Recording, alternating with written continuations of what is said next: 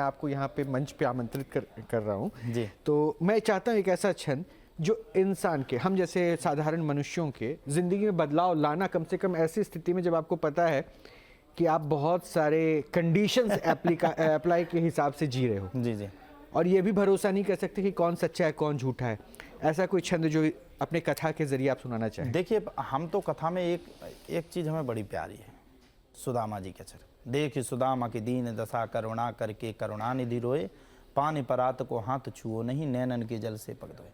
सुदामा जी का आप चरित्र सुनो तो बड़ा सुंदर लगता है, अद्भुत लगता है। क्यों? सुदामा जी महाराज अत्यंत गरीब थे, ये तो आपने भी कथा सुनी होगी, लेकिन सुदामा जी महाराज दलित नहीं थे। उन्होंने भगवान के सामने जाकर के कभी भगवान से ये नहीं मांगा कि भगवान आज, अब सुदामा जी महाराज कहीं मांगने जाते थे तो लोग बाग नहीं देते थे, रोज रोज आ जाता है मंगाने के लिए। तो सुदामा जी महाराज ने कभी भी किसी से जबरदस्ती नहीं की कि नहीं भैया आप दे ही दो। और जब भगवान के सामने आए तो भगवान उनके परम मित्र थे, भगवान उनके परम मित्र थे, द्वारकाधीश भगवान परम मित्र थे। लेकिन उनने भगवान के सामने कभी भी हाथ जोड़ करके भगवान से ये नहीं मांगा कि आप मुझे भोजन की व्यवस्था कर दो या आप मेरे घर में धन की व्यवस्था कर दो, बस भगवान की भक्ति मांगी। ये तो हो गए सुदामा जी। अब सुशीला जो है वो एक माँ थी, और माँ अपने पुत्र के लिए भरण पोषण कर सके उसका परम धर्म है। तो भगवान के पास भगवान के पास सुदामा जी जब गए तो भगवान ने पूछा सुदामा जी से, सुदामा जी घर पे कैसा है? सब बढ़िया है। भाभी कैसी है? भाभी ने क्या संदेश पहुंचाया? तो सुदामा जी महाराज ने कहा, 1 मास 2 पाख में 2 एकादशी हुए। भाभी ने कहा, ये मतलब सुशीला जी ने सुदामा जी से कहा, सुदामा जी सुना रहे, 1 मास 2 पाख में 2 एकादशी हुए, सो प्रभु दीन दयाल जू नित्य प्रतिदिनो मोह। मतलब उन्होंने ये नहीं कहा कि धन देना, उन्होंने सिर्फ ये कहा कि हमें व्यवस्था कर देना। भगवान ने कहा, होनी थी सो हो गई, अब ना ऐसी होए, ओ भाभी तेरे द्वार पे नित्य द्वादशी हुए। पहुंचे भगवान ने, विश्वकर्मा भगवान को आदेश किया।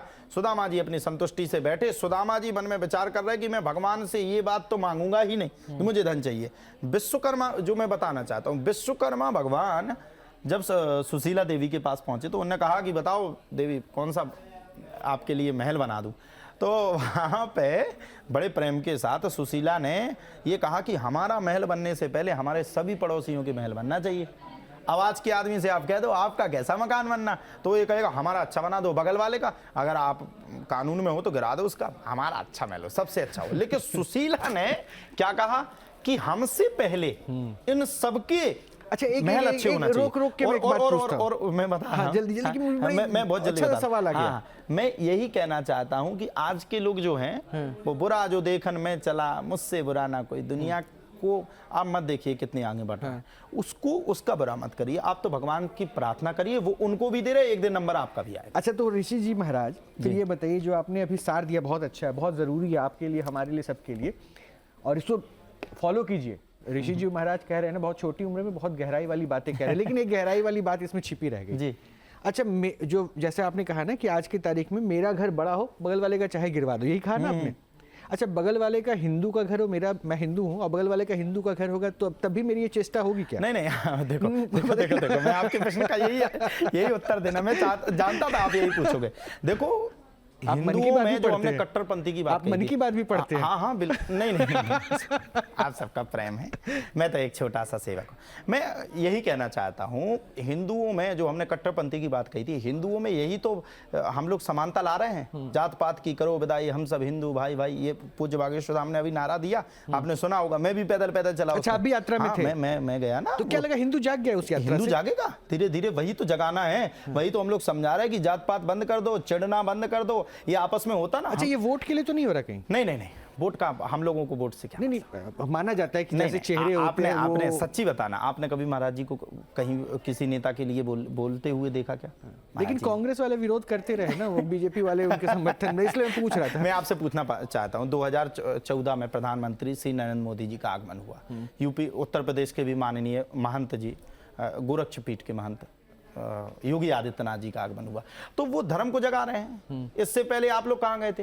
आप लोग जगा लेते 2014 से पहले, कोई मना थोड़ी ना कर रहा था, आपके पास भी तो सत्ता थी। देखो देश को तो राजनेता ही चला सकते हैं। हम लोग तो सिर्फ अपने भाष्य दे सकते हैं, सुधार कर सकते हैं। तो जैसे राजनेता चुनने का तरीका तो बता सकते हैं। देखिए, आप पॉलिटिक्स में मैं निवेदन करूंगा, पॉलिटिक्स नहीं, में पॉलिटिक्स में मैं नहीं जा रहा, क्योंकि आपने खुद चर्चा कर दी ना कि हम छोटे से व्यक्ति हैं, हम तो देश के बहुत बड़े व्यक्ति हैं और आपकी कथा को सुन के बहुत लोग आपने तो प्रश्न किया कि वो आपने अभी कोई प्रश्न किया हिंदू था, वाला कि अगर हिंदू वो... वाला, तो हमने तो उसका उत्तर दिया कि हिंदू को हम लोग जगा रहे हैं, जात पात की विदाई कर रहे हैं, वो विदाई के साथ साथ सभी हिंदुओं से कह रहे हैं कि एक दूसरे से हमें चिढ़ना नहीं है, हम सब भाई हैं। हिंदुओं में आदत क्या थी हम वो भी आपको बता दे रहे, सामने वाले की लड़ाई हो रही, हमारा एक लड़का है, ऐसा नहीं, ये ना इसमें फंस जाए फिर इसकी जिंदगी बर्बाद हो जाए। एक काम करते हैं महाराज, एक काम करते जी, मैं एकदम शांत हो जाता हूँ अगले 60 सेकंड। जी जी, ये रहा आपका कैमरा, ये रहे आप जी, ये रहे सारे आपके दर्शक जो आपको टीवी पे देख रहे हैं। मैं आपको 60 सेकंड दे रहा हूं हिंदुओं को जगाने के लिए जो आप कहना चाहते हैं, जिस भी पुराण का रेफरेंस देना चाहते हैं, जहां से भी, चाहे वो भागवत में अगर ऐसा कुछ है जिसका रेफरेंस मिले कि आपको लगता है कि हिंदू जागृत हो जाए, जिसके लिए आप सड़कों पर आ रहे हैं, चल रहे हैं, बिल्कुल, ये 1 मिनट आपका है, जगाइए। मैं बस यही कहना चाह सकता हूँ, हमारे जितने दर्शक जुड़े हैं, अभी हमने सुदामा जी का चरित्र सुनाया था और सुशीला जी का चरित्र सुनाया था, उसी चरित्र के अनुसार हम सभी हिंदुओं से ये कहना चाहते हैं, वर्ण व्यवस्था अपनी जगह है, वो वर्ण व्यवस्था हमें करना चाहिए, वर्ण व्यवस्था में हमें जुड़ना चाहिए, लेकिन हमें जातिगत आधार पर किसी भी व्यक्ति को टारगेट नहीं करना चाहिए कि ये शूद्र है, इसको हम सम्मान नहीं दे सकते। सभी जातें हैं महान, इसलिए हिंदू धर्म का हमेशा करो सम्मान। तो हिंदू धर्म हम सबके लिए बड़ा है, पूज्य है, हमें एक दूसरे से चिढ़ना नहीं है, हमें किसी से गलत भी नहीं बोलना, बस हमें अपने घर में प्रतिदिन रामायण का छोटा सा जो हम लोग ये सीरियल देख कर कुछ भी करते हैं, कुछ भी कार्य देखते हैं, उससे सही थोड़ा सा जो हम रामायण का पाठ कर सकते हैं या कुछ भी कर सकते, रामकृष्ण की कथा करवाना चाहिए और कर्म भी करना चाहिए। कर्म तो जरूरी है, जीवन जीने के लिए आय की व्यवस्था तो चाहिए, तो वो भी आप सबको करना चाहिए। अच्छा, इससे हिंदू जागा या कट्टर हिंदू जागा? पहले आप जल पिला। हाँ, प्लीज लीजिए ना, कोई ग्लास ले आइएगा इनके लिए प्लीज। हाँ, देखिए, इससे हिंदू भी जाग जाएगा और कट्टर हिंदू भी जाग जाएगा। कट्टर हिंदू का मतलब बता दे रहे हैं जो एक दूसरे में भेदभाव ना समझे। अच्छा, कट्टर हिंदू अगर जागेगा तो किसी और को खतरा तो नहीं होगा? फिर से मैं वही प्रश्न पूछ रहा हूं जहां से मैंने शुरू किया। हम लोग तो कभी किसी को परेशान नहीं किया, आप बता दीजिए। कहीं आजकल पाकिस्तान भेजने की बात हो जाती है ना, तो मैंने पूछा कि कहीं पाकिस्तान भेजने के लिए इसलिए कभी कभी कह देते हैं, जब आप लोग ज्यादा परेशान करो, जब हैरान करो, हमारे ही देश में हमारे भगवान को काल्पनिक बताओ, हमारे उनका देश है तो उन्हें दिया था ना हमने। अब आप लोग यहाँ रह रहे हो तो पाकिस्तान में जो हिंदू रह रहे हैं तो उन्हें भी तो परेशान कर रहे हैं, हम तो हिंदुस्तान में किसी को परेशान नहीं लेंगे हिंदुस्तान। नहीं, कोई बदला नहीं। मैं आपसे कहना चाहता हूँ, आप मेरे बड़े भाई हो, आपके डिबेट के माध्यम कोई बदला नहीं, 1% भी किसी भी प्रकार का कोई बदला नहीं। लेकिन हमारे धर्म के ऊपर अगर आप आंच करोगे तो मैं मुस्लिम भाइयों से कहना चाहता हूँ, आप शांत नहीं बैठेंगे। शास्त्र और एक हाथ में भाला तो एक हाथ में माला। मैं एक बात पूछूं, मैं ये बात पूछता रहता हूँ, इससे मेरा मतलब ऐसा नहीं कि मैं सनातनी नहीं हूँ, मैं सनातनी हूँ इसलिए मैं समझना चाहता हूँ, मैं आप लोगों की तरह समझदार सनातनी बनना चाहता हूँ। सनातनी है जाग गया तब तो आप प्रश्न कर रहे हैं। नहीं, मेरा तो जागा हुआ है तभी तो मैं आपसे बात कर रहा हूँ। बहुत अच्छा। तो मैं इसलिए चाह रहा हूँ कि मैं समझदार सनातनी बन जाऊँ। जी जी जी। खतरे में कब आ जाता है हिंदू? जब शोभा यात्रा पे पत्थरबाजी होती है। जी बिल्कुल। हिंदू खतरे में कब आ जाता है? जब अपनी यात्रा निकालते हुए आप किसी मस्जिद के सामने पहुंचकर जयकारा लगाते हैं, उत्तेजित करते हैं, भड़काते हैं। मैं ये समझना चाह रहा हूं क्योंकि देखिए दोनों चीजें सोशल मीडिया पे आती है, हिंदू को गलत बताया जाता है। अच्छा, राम के देश में सर, राम के देश में अगर राम का जयकारा न लगाएं तो कहां पाकिस्तान में चले जाएं? नहीं, बिल्कुल नहीं। हमें इसीलिए तो राम के देश में हम इसीलिए हम मस्जिद थोड़ी देख रहे हैं, वो भी आते। क्या मुहर्रम का जुलूस अगर मंदिर के सामने से होकर गुजरे तो क्या दिक्कत? तो उसमें कोई परेशानी तो नहीं है, तो उस पे आपत्ति क्यों जताते हैं? कई तस्वीरें हैं। अरे जताते जब हैं हम उसके लिए भी, जब हम लोगों पे पत्थरबाजी की जाती, जताते जब हैं जब हमारे कश्मीरी पंडितों को भगाया जाता है, जताते जब हैं जब हमारे ही जहां प्रमुख मंदिर होगा वहीं पर मस्जिदें बनाई जाती। अच्छा, तो अगर वो हिंदू जाग गया, कट्टर हिंदू जाग गया तब वो पत्थरबाजी नहीं होगी? नहीं, हम लोग तो आज भी नहीं कहते सर्वे भवन्तु सुखिनः सर्वे सन्तु निरामया सर्वे भद्राणि पश्यन्तु मां कश्चित् दुःख भाग् भवेत्। हम तो कहते सभी सुखी रहे, लेकिन ये नहीं होगा। अब ये बिल्कुल नहीं होगा कि आप हमें परेशान करो, आप हमारी कोई भी कलश यात्रा निकल रही या कोई भी धार्मिक यात्रा निकल रही, आप उस पर पथराव करो। अभी आपने देखा होगा कांवड़ियों को भी परेशान किया जाता था, उस विषय पे नहीं जाएंगे। आप हमें परेशान करो, हम शांत बैठ जाएं। ईंट का जवाब पत्थर से, फिर हम लोग भी देना जानते हैं। मतलब पत्थर नहीं, पत्थर का मतलब ये नहीं है, वो तो एक कहावत है। पत्थर का मतलब कि हम अपने शास्त्र संबद्ध बात को रखेंगे।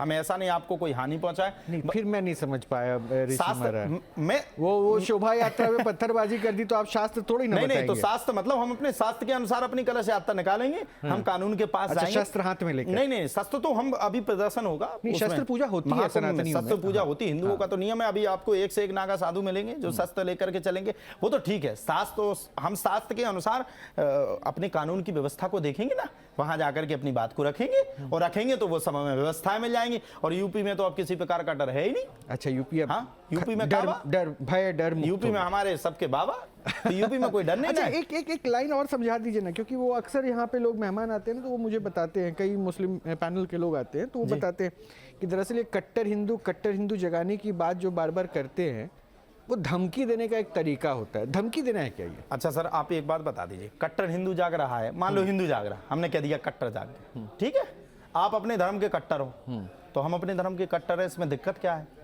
परेशानी क्या? आप अपने धर्म के कट्टर हो, आप सब एकत्रित हो सकते हो। तो हम अपने लोगों को जगाने के लिए सिर्फ एकत्रित इसके लिए कर रहे हैं कि धर्म के लिए एकत्रित हो, अपने धर्म के प्रति कट्टर रहो। कट्टर मतलब अपने धर्म के लिए कभी धर्म परिवर्तन में ना जाओ। अच्छा, तो कट्टरता में क्या धर्म की रक्षा आती है? बिल्कुल, ये धर्म परिवर्तन जो हो रहा है, कट्टरपंथी में हम अपना धर्म बचाएंगे ना। नहीं, मैं आपने क्या कहा, धर्म परिवर्तन? हाँ। ठीक है, ये इस पे मैं बाद में आ जाऊंगा। मतलब आप धर्म की रक्षा करेंगे तो ये भी कट्टरता है? बिल्कुल। तो आपको लगता है कि कुछ पाखंडियों से भी हमारे धर्म को खतरा है? देखिए, पाखंड निरता संतो विरक्तो सा परिग्रह, संसार में पाखंडी लोग जो होते हैं वो भी धर्म को कहीं ना कहीं बदनाम आहत करते कर रहे हैं। हाँ, आघात कर। अच्छा, पाखंडी कौन है? अब पाखंडी कई प्रकार का है, मैं उस विषय में नहीं, नहीं प्रकार में नहीं, फिर भी एक अब आप लोगों से ज्यादा पाखंडियों को कोई नहीं जानता होगा। क्यों भाई, हमने क्या किया? मतलब आप लोग तो लोगों के सामने लाइव टेस्ट लेकर के जाते हैं। नहीं, आपका भी आज चमत्कार का लाइव टेस्ट है, लेकिन मैंने आप पे ये शब्द नहीं बोला है, क्योंकि मैं आपको पाखंड से जोड़ ही नहीं रहा। मैं तो एक भाव पूछ रहा हूँ, एक राय पूछ रहा हूँ, क्योंकि देखिए आपकी जिम्मेदारी है कथा वाचन से जो है ना, पाखंडता के लोगों लिए को सुगम और सरल रास्ता लोगों को दिखाना। गुमराह करना, लोगों को परेशान करना, लोगों को हैरान करना, कई बार किसी चीजों से विमुख करना, इसको भी पाखंडता कहते हैं। हमें लगता है वो दूर होना चाहिए, बिल्कुल होना चाहिए। आपके चैनल के माध्यम से काफ़ी दूर हुई, काफ़ी राहत हुई, तो वो होना चाहिए, जरूरी है। और आप सबका थैंक यू, धन्यवाद, जो आप सबने इतना पाखंडता को समाप्त किया देश के अंदर। समाप्त कहाँ हुआ है गुरुजी? अगर शांति समाप्त किया। हो जाता तो शायद बाबों का आना सिलसिला रुक गया होता। हम तो एक ढूंढने निकलते हैं, 10 मिल जाते हैं, और 15 लोग मेल और मैसेज कर देते हैं। तो सोचिए कि कितना पाखंड है। नहीं उनको नहीं, वो जरूरी है, आप सब जो कर और रहे मैं हैं वो आपके लिए कुछ खास तैयार भी करके रखा हूँ, मैं दिखाऊंगा क्लिप जी। कि कैसे कैसे पाखंड हो रहे हैं। तो बाबा, मैं प्रश्न की अगली कड़ी में बढ़ूं, एक 2-4 लाइन का एक भजन और सुना दीजिए ना। और ये भजन मैं चाहता हूँ आप हमारे भविष्य को टारगेट पे रखिए, लक्ष्य पे रखिए। भविष्य का मतलब है युवा। बिल्कुल बिल्कुल। युवाओं को अगर आप प्रेरणा देने वाला कोई भजन सुना दी, क्योंकि मैं अगला प्रश्न जो है युवाओं से जुड़ा हुआ ही पूछूंगा, क्योंकि हम ये मानते हैं कि युवा अगर सही रास्ते पे होगा तो हमारा देश सुरक्षित है, हमारा धर्म सुरक्षित है। ये बात आप मानते हैं? बिल्कुल बिल्कुल बिल्कुल। आप भी एक युवा हैं और आप जागृत करने का काम, जी, जी, इसलिए जी। मैं चाह रहा हूँ। बोल हरि हरि हरि बोल, केशव माधव गोविंद बोल। बोल हरि हरि हरि बोल, केशव माधव गोविंद बोल। नाम प्रभु का है सुखकारी, सबरी अहिल्या सदना तारी। नाम के मुख में मिश्री घोल, बोल हरि हरि हरि बोल, गोविंद माधव गोविंद बोल। बहुत प्यारा, बहुत प्यारा, बहुत प्यारा। देखिए, ये सादगी है, और मैं आपको तो युवा ही मान रहा हूँ, और मैं चाहता हूँ, आप युवा हैं भी, उम्र में भी कुछ खास हो नहीं रहे हैं, नहीं, लेकिन 24 वर्ष का हूँ। आपने, हाँ 24 वर्ष का, ये कोई आयु ही नहीं है, मतलब इसको माने कि 24 आप जून का 25 वर्ष का हो जाऊंगा। तो गृह जीवन की तरफ आप बढ़ने वाली आयु में आ गए। 25 के गृहस्थ बाद जीवन में आ गए, आप आ गए। हमारी तो एक बिटिया भी है। अरे वाह, बहुत अच्छे। तो वैसे मैं एक बात बताऊं, लेकिन मुझे लगता है कि आप अपने आप को आधुनिकता से जोड़ कर रखे हैं। आधुनिकता मतलब? आधुनिकता, यही मैं अगर आपसे पूछूं, आधुनिकता क्या है? ये जो आपने वस्त्र पहना है, ये वस्त्र क्या दिखाता है, क्या बताता है? देखिए, ये जो हमारे वस्त्र हैं सनातन की पहचान है। पहले अच्छा। पहले जो वस्त्र पहने जाते थे वो धोती कुर्ता। अच्छा, ये सनातनी हो गया। हाँ, मैं एक और एक लाइन में एक्चुअली ये कर्मकांड में आप जैसे पंडित लाइन में हैं तो ये आपका प्रमुख है। अच्छा तो ठीक है, ये मैं आधुनिकता जो है हमारे पहना हूँ ये क्या है फिर? मैं अब ये आज के मॉडल का हिसाब तो मैं सनातनी नहीं हूँ। नहीं, आप आज भी हो। हम कथा करते हैं, हम कथा करते हैं। वो कथा की पद्धति में लिखा है, वर्णित है उसमें, नित्य कर्म पूजा पद्धति में वर्णित है कि ये वस्त्र आपको पहनना चाहिए, तो हम लोग पहनते हैं। तो मतलब हम वस्त्र कोट भी पहन लेते कभी कभी। अच्छा पहन लेते नहीं, ऐसे नहीं, कुर्ते के ऊपर ठंडी लगती ठीक है। तो वस्त्र या परिधान जो आप धारण कर रहे हो जी, उससे दरअसल आपके सनातनी होने ना होने पे कोई प्रश्न आप नहीं उठा रहे। देखिए वस्त्र से सनातनी होने ना होने का कोई प्रश्न नहीं। कपड़े पहना ये तो ठीक है, लेकिन सनातनी है अंदर से जागना चाहिए। छोटे कपड़े पहनकर कोई अगर चले वो तो गलत है। क्यों फिर अंदर से वो सनातनी है? देखो मंदिर देखो जाके- देखो, हमारी आपकी बात ये हुई थी हाँ। कि आप कौन सा कपड़ा पहने। नहीं, अब तो मैं कपड़ों पे आ गया ना। मैं आपके कपड़े पे। अब उसका मैं भी मतलब कभी- उसका मतलब सनातन पद्धति का मतलब ये है, ये तो बढ़ता हुआ विकसित भारत की ओर जा रहा है। लेकिन विकसित भारत इतना नहीं कि बिल्कुल लॉन्ग ही होता चला जाए, मतलब छोटा होता चले छोटा ही कपड़ा। होता चला जाए। अच्छा, विकसित भारत का मतलब ये नहीं कपड़े छोटे हो अरे गए। पहले हमारे यहाँ प्रथाएं होती थी, ये घूंघट डाले जाते थे, माता फिर तो घूंघट ये डालती। रूढ़ीवादी सोच नहीं होगी घूंघट। हाँ, घूंघट रूढ़ीवादी की डालता। सोच नहीं आज तो घूंघट बचा ही नहीं। इंस्टाग्राम पे देख लो आप कहीं पे शादी में जाओ तो हॉल के सामने लिखा होगा फलाने के साथ ठिकाना। मान लो एक उदाहरण, किसी का भी नाम नहीं लूंगा, नहीं तो वो चिढ़ जाएंगे, कोई भी नाम लिखती है, आप उस पर इंस्टा पे जाकर के उसको 2 महीना बाद आप सर्च कर लो। इंस्टा पे इतनी रील मिलेंगी आपको कि जिसकी कोई इंस्टा इस्तेमाल करते हैं लगता है? नहीं, मैं तो नहीं करता। अच्छा नहीं करते। मैं तो दूर रहता हूँ। हाँ, अब चलता है, सब लोग देखते रील हैं। तो आपके भी वायरल होते हैं। नहीं तो मैं बता रहा हूँ, तो आज की बहुएं सब आप इंस्टा पे देख लो, पद्धति है ही नहीं, तो नहीं, फिर मैं नहीं घूंघट समझा। की पद्धति है ही नहीं। मैं ये चाहता हूँ कि आप जब अगर विकसित हो रहे हैं, मॉडर्न हो रहे हैं, हो रहे हैं क्या तो इतना पाश्चात्य मॉडर्न, अच्छा विकसित हो रहे हैं तो इतना मॉडर्न नहीं कि अपने आप को भूल जाएं। देखो ये बात सत्य है कि हम अगर बैठे हैं तो हमारे अगर आप माता पिता का नाम पूछेंगे तो हमें बोलना पड़ेगा। विकसित का मतलब ये नहीं कि हम अपने माता पिता, अपने धर्म को, अपने व्यक्तिगत आस्था को भूल जाएं। व्यक्तिगत आस्था को लेकर ये तय कौन करेगा कि छोटे कपड़े में घूम रही लड़की, ये तय उनके माता पिता करेंगे, ये तय उनके माता पिता करेंगे, ये तय उनके आचरण करेंगे। अधिकार आपको किसने दे दिया? मैं कह चुका हूं, मैं आपसे पहले ही कह चुका हूं कि ये रामायण का पाठ, गीता पाठ इसलिए ही जरूरी है। रामायण हमें जीना सिखाती है। या जबरदस्ती? नहीं, जबरदस्ती किसी पे थोड़ी कर सकते।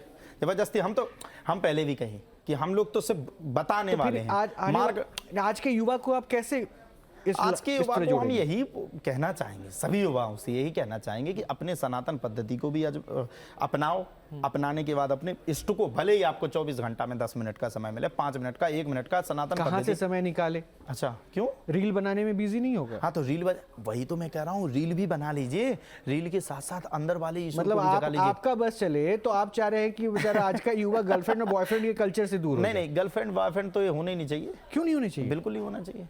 अरे दोस्ती ही तो है। माता पिता, देखिए माता पिता जिस प्रकार, फिर साथ में वो भी आता, लोग यहाँ कृष्ण जी का उदाहरण देते हैं कि उनकी भी कई गोपियां थी। वो भी आता है आजकल, वो क्या बोलते हैं, फिर वो डिवोर्स भी आता है, तो फिर बाद में रोते हो बैठ करके। भगवान कृष्ण कृष्ण है, कृष्ण की उपेक्षा अपने आप से करोगे तो समझ में आ जाएगी। भगवान कृष्ण कृष्ण है, वो अवतार हैं, तुम भगवान है, हम आप भगवान नहीं है, तो भगवान की उपेक्षा भगवान तक रहने उनके दें। मार्ग पे चलने की अरे बात आज के माता युवा पिता कर जो रहा है। कार्य कर रहे हैं, आप एक बात बताओ, माता पिता आपको ढूंढ करके कोई बहू ला रहे हैं, मान लो ला रहे हैं, पाला पोसा बड़ा किया उनने, आपने रात्रि के समय में अगर बिस्तर गीला कर दिया तो उनने सब कुछ किया।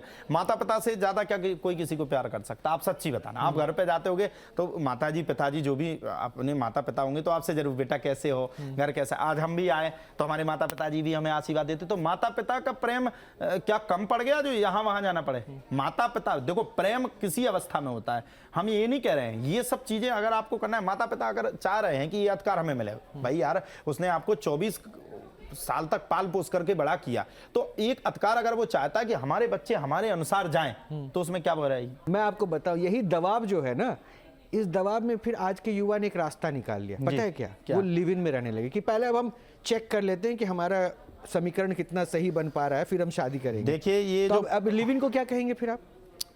पहले सबसे हम यही कहना चाहेंगे, लिव इन के विषय में तो हम ज़्यादा नहीं बोलेंगे, लेकिन एक चीज़ कहना चाहेंगे, प्रेम किया तो वो अभी साक्षी हत्याकांड कहाँ गया? पीछे ही तो डला। प्रेम ही तो किया था ना कि लव जिहादों से बचो।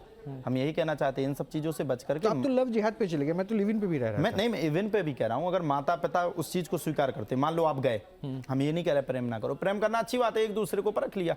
अब माता पिता आपके जा रहे हैं और जाकर के उन्होंने किसी चीज को देखा, अगर उनका विचार है, वो चाहते आपके माता पिता किसी चीज को पढ़ना चाहते, आपके माता पिता कहते हैं अच्छी है बहू तो ले आओ, उन्हें ज्यादा अनुभव तो उनके अनुसार कर लो, थोड़ा सा यार उनकी भी मर्यादा रख लो, क्या दिक्कत है, क्या परेशानी।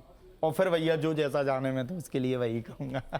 अरे अब आपने तो युवाओं को इतनी बेड़ियों में बांध दिया। देखो युवा प्रचार के चक्कर में रहे वो तो ठीक है, बढ़ता हुआ आधुनिक युग है, प्रचार के चक्कर में रहे तो ठीक है, लेकिन अंदर के विचार भी अच्छे होने चाहिए, यही हम कहना तो विचार का क्या मतलब है कि वो चाहते। विचार का मतलब रामकृष्ण को पहचानो, माता पिता को पहचानो। मतलब आप कह रहे हैं कि वो अपने दोस्त को ना पहचाने, महिला पुरुष को ना नहीं पहचाने, नहीं, पुरुष महिला महिला को ना पुरुष को पहचाने। पहचानो। हाँ। हम ये नहीं कह रहे प्रेम अगर आपको लगता है सामने वाला अच्छा है तो अपने माता पिता को बाद में बता दो कि ये हम सामने वाले को पसंद करते, अगर आपको लगता है कि हम यहाँ विवाह कर सकते, अगर आपकी अनुमति हो तो हम कर लेंगे। अच्छा, अभी आपने लव जिहाद कहा था, वो बिल्कुल। चुनौती है क्या? नहीं, चुनौती बिल्कुल नहीं है। अब ये तो देख रहे हैं तो भैया मना कर रहे हैं, देख रहे हैं तो कह रहे हैं कि मत करो ऐसा, ऐसा कर रहे हैं। कई बार हत्याकांड हो गए, कई बार फ्रिज में रख दिए जाते, कई बार खुलेआम मार दिए जाते। तो यही कहते हैं कि अपने धर्म में रहना सबसे श्रेष्ठ है। नहीं, अभी तो कई कांड ऐसे भी हुए हैं जो हिंदू ने हिंदू लड़की का ही कत्ल कर दिया, तो वहां पे तो दूसरा धर्म नहीं था। हम दोनों बातों पे बोले ना, लव जिहाद पे भी बोले, प्रेम पे भी बोले। अभी प्रेम पे कहा ना हमने कि डिवोर्स इत्यादि हो जाते, कई कांड हो जाते। तो माता पिता के हिसाब से चलो, लव जिहाद को छोड़ो या कोई भी किसी चीज को छोड़ो, माता पिता कहते हैं ये व्यक्ति हमें पसंद है, मान लो, कोई दिक्कत। अच्छा चलिए, अब मैं आखिरी पड़ाव पे पहुंच जाता हूं। बिल्कुल। अब जहां से शुरुआत कर रहे थे हम ऑपरेशन पाखंड से, हालांकि आपके लिए ऑपरेशन पाखंड नहीं, चमत्कार का लाइव टेस्ट। वापस आते हैं, सनातन को सबसे बड़ी चुनौती किससे है? एक एक लाइन का प्रश्न, एक एक लाइन का जवाब। हमें तो नहीं लगता अब सनातन को किसी से चुनौती है। अब सनातन तो आगे की ओर बढ़ रहा है, ना कभी चुनौती थी, ना है और ना रहेगी, पहली बात। दूसरी बात यह है कि सनातन का अब सबसे बड़ी चुनौती है कि हमें अपने मंदिर सुरक्षित रूप से चाहिए, मंदिर सुरक्षित रखना है। एक बाबा दावा करता है बोतल के पानी में वो फूंक के बीमारी दूर कर दे, तो क्या उससे सनातन को चुनौती है कि नहीं? नहीं, अब ये सब चीज़ें इन पाखंडवाद से दूर रहना चाहिए। ये पाखंडवादों को भी शांत रहना चाहिए। ये चीज़ें हम लोग मिटा रहे हैं ना, शांति कर रहे हैं।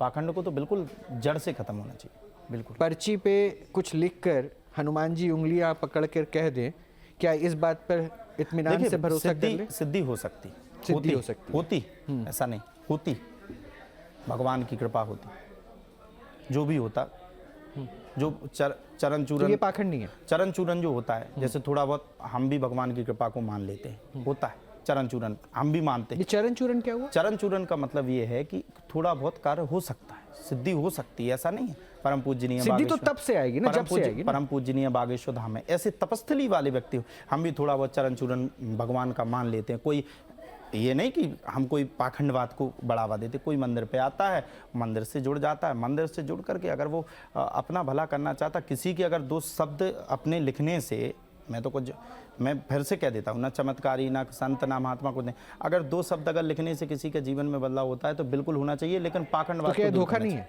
नहीं, अगर सच्चाई है, तपस्या है, जैसे हमने भी, कैसे जाने? अब सच जाने के लिए आपका वो पाखंड, क्या भगवान ने बताया? नहीं, पाखंडवाद का ऑपरेशन चल रहा है। और फिर देखो ये ऋषि मुनि परंपराएं भी चल रही हैं। भगवान के जन्म में भी पौंड्रक नाम का राक्षस आया था, जो भगवान की ही पाखंडता, भगवान जैसा ही वो गेटअप बना लिया था, तो उसमें। अच्छा, मैं एक बात पूछूं, और हम लोग भी करते, जैसे हम लोग भी जो हम पे चरण चूरन बनता है, जो भी लिख पाते हैं बालाजी की कृपा से, वो सिद्धता पे। ठीक है, मैं एक छोटा सा मैं एक प्रश्न पूछता हूँ, इससे ज्यादा नहीं, क्योंकि मैं बार बार कह रहा हूँ ना कि मुझे जो है बार बार कुछ प्रेरणा मिल रही है और उसके बाद मैं कुछ प्रश्न पूछ पा रहा हूँ। एक समय पे, क्योंकि मैं अपने ऑपरेशन पाखंड में बताऊं, कम से कम 20 से 25 से ज़्यादा पर्ची वाले बाबाओं से मिल चुका हूं। कोई 9 साल का है और कोई कितना उम्र का है, वो सब देखा। क्या ये होता है, ये दावा अगर कोई भी कर रहा है कि हनुमान जी स्वयं आके कान में या उंगली पकड़ के लिख रहे हैं, ऐसा होता है क्या? हमें तो भैया आज तक नहीं मिले, हमें नहीं भी मिले ना। हमें तो 9 वर्ष हो गए। 9 वर्ष से हम भी हनुमान जी से जुड़े। हमने आपको अभी बताया कि जो हम पे बनता चरण चूरन वो अपना भगवान की कृपा से जो वो माध्यम बनाते, जो आदेश कर देते किसी का तो लिख देते, तो उसका मतलब ये नहीं, हनुमान जी तो आज तक किसी को नहीं मिले। हनुमान जी का कोई रोम भी नहीं ला सकता है। किसी में क्या औकात हनुमान जी मिल जाए यार, फट जाएगा ये आदमी। बात हुई ना। देखिए इससे पाखंड से लोग बच सकते हैं। ये तो पाखंड। अच्छा, एक आखिरी सवाल है जी हम अभी एक नए मिशन पे लगे हुए हैं। जी हमने हमारी टीम ने दरगाहों के ऊपर स्टिंग ऑपरेशन किया, खुफिया कैमरे पे हमने वहाँ के पड़ता सच को जाना। आश्चर्य लग रहा है कि वहाँ बैठा जो खादिम है ना, वो लोगों से पैसे मांगता है, भूत प्रेत किसी का वशीकरण करने के दावे करता है। और आपको शायद और आश्चर्य होगा, जिसको आप कह रहे थे ना, जहाँ पे मैंने शुरुआत किया था, कट्टर हिंदू तो हिंदू को जगाना है। हिंदू दरगाहों पे सबसे ज़्यादा पहुँचने वाले हिंदू हैं। अब मैं आपसे कहना चाहता हूँ, इस प्रश्न पे भी कहता हूँ, मुझे 9 वर्ष 3 फरवरी को 9 वर्ष हो जाएंगे। हमारे यहाँ भी लोग बाग मंगल में आते हैं, हनुमान जी का मंदिर प्रांगण है, वहाँ पे लोग आकर के भगवान की परिक्रमा करते, भगवान के प्रति श्रद्धा भाव रखते, और वहाँ पे 33 से ज़्यादा लोगों की गोदियाँ सफल हुई। ठीक है, अगर आप निःशुल्क किसी का भला करते हैं तो ये जनमानस का कल्याण। अगर आप किसी से पैसा लेते हो या किसी पाखंडता को बढ़ावा देते हो तो ये गलत है। हमें भी 9 वर्ष हुए, कई लोगों के कार्य हुए, और हमने नहीं किए, वो हनुमान जी महाराज ने किया। जो लिखा वो हनुमान जी की कृपा से पूर्ण हुआ। तो हम यही कहना चाहेंगे, ये दरगाहों में ये इस जगह ये जितने हिंदू लोग जाकर के ये चद्दर, क्या बोलते हैं उसको, चद्दर चढ़ाते हैं, तो ये चद्दर क्यों चढ़ाते हैं? क्या हमारा धर्म कम पड़ गया? तो हमें अपने धर्म में रहना ही बेहतर होगा, हम ये कहते हैं।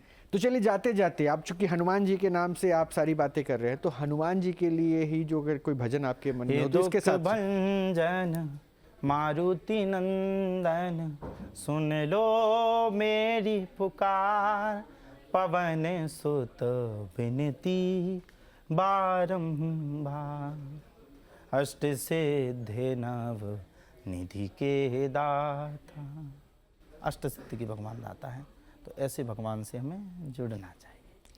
बहुत बहुत शुक्रिया, आपसे जुड़कर हमें भी बहुत अच्छा लगा। ऋषि जी महाराज को आपने सुना। देखिए, कम उम्र के युवा, और ये युवा अध्यात्म के साथ जुड़ा हुआ, जो अपने शब्दों से, सरलता से, वाणी से आने वाले भविष्य को इसी राह पर आगे लेके चलता है, लेकिन सोच बड़ी स्पष्ट लेकर कि हिंदुत्व का अलग जगह कर रखना है, और ख़ास बात ये भी, पाखंड को बढ़ावा नहीं देना है। तो बहुत बहुत शुक्रिया हमारे से जुड़ने के लिए, और ये मुलाकात आगे भी होती रहेगी। और आप सभी से मैं यही निवेदन करता हूँ कि ईश्वर हैं, वो आपके भाव के साथ जुड़ेंगे, तो बस उनका चिंतन कीजिए, उनके साथ जुड़े रहिए, विश्वास सिर्फ ऊपर वाले से पे कीजिए, और अपना ख्याल रखिए, अच्छे से रहिए। नमस्कार।